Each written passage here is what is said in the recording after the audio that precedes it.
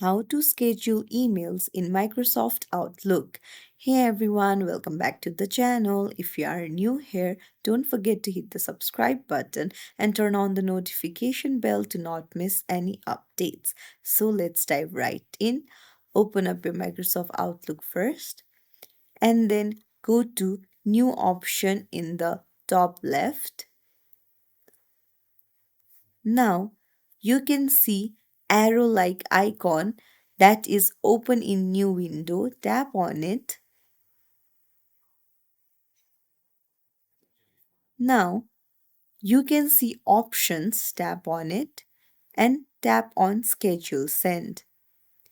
Now after you put in your mail, email address and subject, you can schedule the send to set the time. Tap on customize time and then you can select the date and then the time and just tap on send.